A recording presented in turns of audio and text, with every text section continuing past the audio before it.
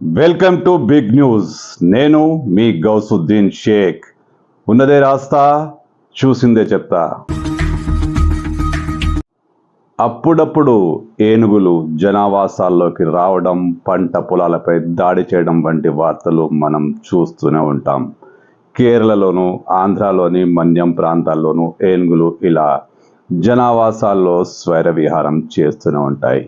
అడవుల్లో తగిన ఆహారం దొరకకనో మరో కారణమో కానీ ఇలాంటి ఏనుగులు జనావాసాలపై దాడి చేస్తున్నాయి, రైతులకు నష్టం కలిగిస్తున్నాయి. అక్కడ ఒక ఏనుగు దాడి చేసింది, ఒకరు మరణించారు. అక్కడ ఓ ఏనుగు దాడి చేసింది, పంట పొలాలు నాశనం. ఇవన్నీ మనకు తెలిసిన వార్తలే. కాకపోతే ఒకేసారి ఒకటి కాదు, రెండు కాదు, 7 ఏనుగులు ఏకధాటిన దాడి చేస్తే ఎలా ఉంటుంది? ఆ పల్లెసీమ వణికిపోదా? రైతు గుండె తల్లడిల్లిపోదా? ఇలాంటి సంఘటనే మన్యం ప్రాంతంలో, పార్వతీపురం మన్యం ప్రాంతంలో ఇలాంటి సంఘటన పాలెం అనే గ్రామంలో జరిగింది. 7 ఏనుగులు ఒక్కసారిగా దాడి చేశాయి, పంట పొలాలను నాశనం చేశాయి, పంటల్లో స్వైర విహారం చేశాయి, ఎక్కడ పడితే అక్కడ తిరిగాయి, కనిపించిన చెట్టును కూల్చేశాయి, పంటల్ని సర్వనాశనం చేశాయి. మరి ఇలాంటి పరిస్థితిలో రైతు గుండె తల్లడిల్లిపోదా?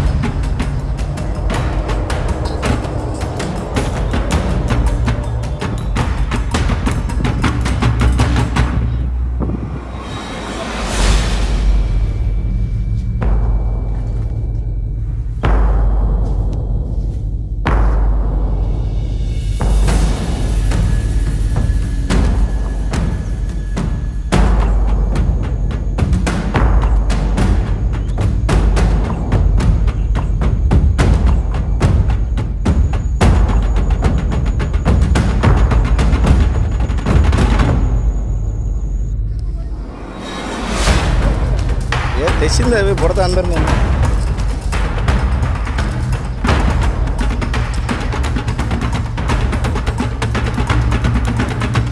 సుమారు 7 ఏనుగులు సారా ప్రవేశించి మా కళ్ళెదుటే మేము చూస్తుండగా, నిశ్చేష్టులు అవి చూస్తుండగా ఏం చేయలేము. ఆ ఏనుగుల్ని మొత్తం నాశనం చేసి ఈ పామాయిల్ మొక్కల్ని మొదలతో సహా లాగేసి తినేసేది సార్. ఇప్పుడు ఆ ప్రాంతంలోని పరిసర గ్రామాలు భయంతో వణికిపోతున్నాయి. ఒక ఏనుగు దాడి చేసే దాన్ని భయపెట్టో నయానో భయానో దాన్ని తరిమేయవచ్చు, భయపెట్టవచ్చు. శబ్దాలు చేస్తే అది పారిపోతుంది.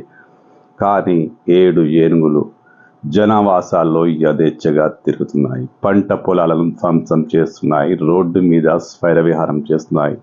ఇలాంటి పరిస్థితుల్లో మా ప్రాణాలకు గ్యారంటీ ఏంటంటూ రైతులు ఆందోళన వ్యక్తం చేస్తున్నారు. ప్రభుత్వం వెంటనే స్పందించి ఈ ఏనుగులను వేరే ప్రాంతాలకు తరలించాలని, అవి పారిపోయేలా చేయాలని స్థానిక రైతులు కోరుతున్నారు. ఎందుకంటే ఒక ఏనుగంటే ఏమో అనుకోవచ్చు, ఒక్కసారిగా 7 ఏనుగులు దాడి చేశాయంటే, 7 ఏనుగులు స్వైర విహారం చేస్తాయంటే ఎవరికైనా భయం వేస్తుంది. అక్కడి వారికి ఈ ఏనుగులు సహజం కనపడుతూనే ఉంటాయి. కానీ ఒకేసారి ఇంత బీభత్సం 7 ఏనుగుల దండయాత్ర అంటే ఆ పాలెం నిజంగా వణికిపోదా?